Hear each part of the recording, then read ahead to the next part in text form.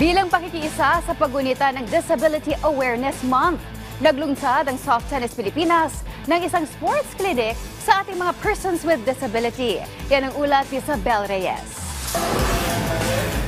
Nabigyan ng pagkakataon ng mga person with disability sa DSWD National Vocational Rehabilitation Center na maglaro ng soft tennis.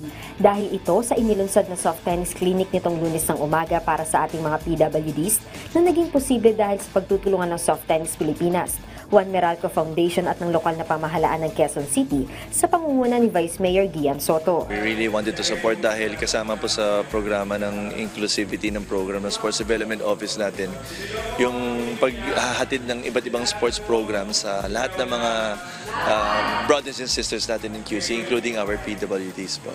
Sinisiguro rin ni Business Center Head Agnes Macob na magpapatuloy ang kanilang suporta sa mga ganitong programa hindi lamang sa soft tennis kundi maging sa ibang sport.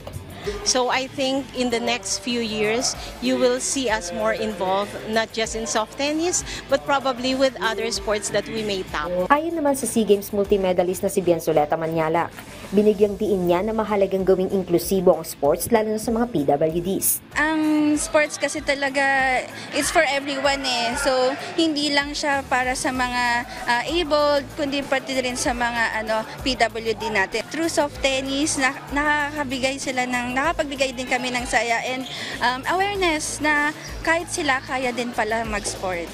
Nagpaabot naman ng pasasalamat si NVRC Center Head Maria Lisa Mahinay sa lahat ng mga bumuo ng naging matagumpay na soft tennis clinic. Gusto po namin pasalamatan yung ating Philippine Soft Tennis Association para sa pagsasagawa ng isang proyekto dito sa National Vocational Rehabilitation Center. Isabel Reyes para sa Pambansang TV sa Bagong Pilipinas.